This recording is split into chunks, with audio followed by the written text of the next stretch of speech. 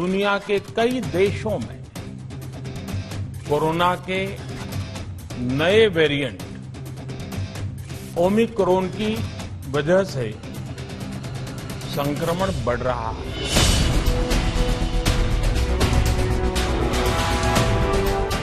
I'm highly concerned that Omicron being more transmissible. Omicron is going to replace the Delta. Delta कम होता जा रहा है और Omicron के केसेस ज़्यादा होते जा रहे हैं। हाईली इन्फेक्शियस है, उससे भी ज़्यादा, डेल्टा से भी ज़्यादा है। कहा जा सकता है कि कम्प्लीट स्प्रेड हो चुका है।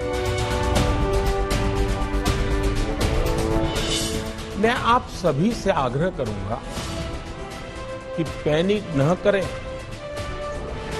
हाँ, सावधान रहें, सतर्क रहें।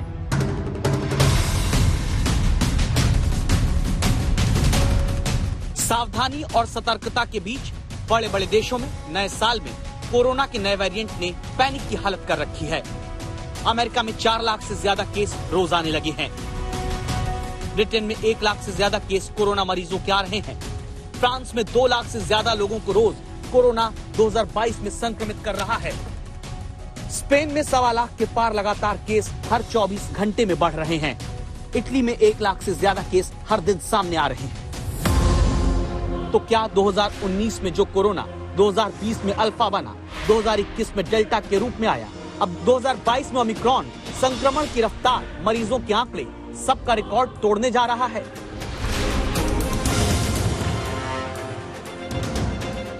बीते साल नवंबर के महीने में दक्षिण अफ्रीका में ओमिक्रॉन की दस्तक के बाद विश्व स्वास्थ्य संगठन ने इसे वेरिएंट ऑफ कंसर्न का नाम दिया।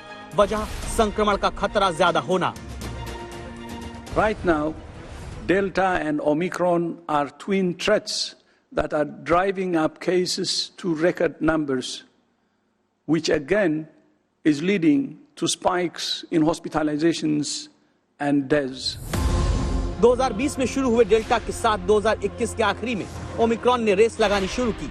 अब नए साल में डेल्टा को पीछे करके ओमिक्रॉन 2022 में कितना शक्तिशाली हो चुका है, सबूत ये अमेरिका, ब्रिटेन में 2 वैक्सीन और बूस्टर डोज लगे लोगों को भी कोरोना होने का केस सामने आ रहा है।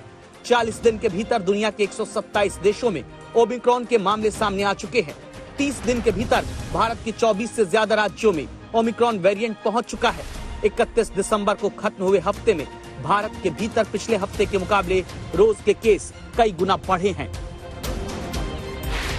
पिछले साल डेल्टा वेरिएंट के खिलाफ जो वैक्सीन दुनिया भर में लगी, टीके की उसी सुरक्षा को भी ओमिक्रॉन भेद रहा है। हाईली इन्फेक्शियस है, उससे भी ज्यादा, डेल्टा से भी ज्यादा है, और जो एग्जिस्टिंग इम्यूनिटी है उसको भी बाईपास कर रहा है। इन्फेक्शन भी हो रहे हैं, काफी ज्यादा इन्फेक्शन हुए, इवन फुल्ली वैक्सीनेटेड लोगों में हुए, जिन्होंने बूस्टर लिया हो था उन लोगों में भी हुए। क्योंकि ओमिक्रॉन में जो म्यूटेशंस हुए हैं स्पाइक प्रोटीन में ही हुए हैं। ये सारे म्यूटेशंस, 30 से ज्यादा म्यूटेशंस स्पाइक प्रोटीन के अंदर है। तो जितने ये ज्यादातर वैक्सीन जो है भारत की, अगर कोवैक्सीन को छोड़ दें तो ज्यादातर वैक्सीन जो है हमारी उसी के अगेंस्ट, स्पाइक प्रोटीन के अगेंस्ट ही एंटीबॉडीज बनाते हैं। अगर स्पाइक प्रोटीन कंप्लीटली चेंज हो गया तो इसकी संभावना है, और पूरी दुनिया में देखने को मिल रहा है। अभी आप यूके में देखें तो 1 लाख केसेज आ रहे थे और 50,000 से ज्यादा जो है फुली वैक्सीनेटेड लोगों में हो रहे थे। ऐसे में जब विश्व स्वास्थ्य संगठन ने पिछले हफ्ते इस बात के लिए सतर्क किया कि डेल्टा और ओमिक्रॉन मिलकर कोरोना केस की सुनामी ला सकते हैं, तब ये बात भी सामने आने लगी है कि डेल्टा को ओमिक्रॉन अब रिप्लेस कर रहा है। क्या भारत में ये स्थिति है? साउथ अफ्रीका में 1 महीने पहले अगर हम देखें तो ऑलमोस्ट 99% जो है डेल्टा वेरिएंट था। विद इन 15 डेज उसने डेल्टा को रिप्लेस कर दिया। ऑलमोस्ट 99% इस समय जो है ओमिक्रॉन है। यूके में अगर आप 15 दिन पहले देखें तो ऑलमोस्ट सिर्फ 10-20% जो है ओमिक्रॉन था न्यू केसेस में। कल तक देखें तो 93% के आसपास जो है यूके में भी न्यू केसेस में ही आ चुका है। यूएस में भी तेजी से बढ़ रहा है। तो पूरी दुनिया में धीरे धीरे, क्योंकि हाईली इन्फेक्शियस है, तो शायद डेल्टा को रिप्लेस कर देगा, जैसे देख के लग रहा है, जैसे केस बढ़ रहे हैं। भारत की बात करें तो जिस डेल्टा वेरिएंट ने अप्रैल मई के महीने में हजारों लोगों की जिंदगी छीन ली, अब उसी डेल्टा को भारत में भी ओमिक्रॉन वेरिएंट पीछे कर रहा है। दावा है कि भारत में अब सामने आ रहे कोविड केस में 80% केस ओमिक्रॉन के हैं। Omicron is going to replace the delta. Delta कम होता जा रहा है और ओमिक्रॉन के केसेस ज़्यादा होते जा रहे हैं। पर हमने देखा है कि ये वो ग्रुप है जो कि विदेश यात्रा करके आया है। बाकी जो सैंपल्स हैं उनका हम एनालिसिस कर रहे हैं, तो उससे और एक वीक में ज़्यादा पता चलेगा कि क्या ट्रेंड रहता है। आगे आने वाले वक्त में ये भी पता चलने वाला है क्या तीसरी लहर ही कोरोना की आखिरी लहर होगी, क्योंकि प्लेग, स्पेनिश फ्लू, टीबी जैसी बेहद जानलेवा बीमारियां अपनी तीसरी लहर के बाद ही कमजोर पड़ी।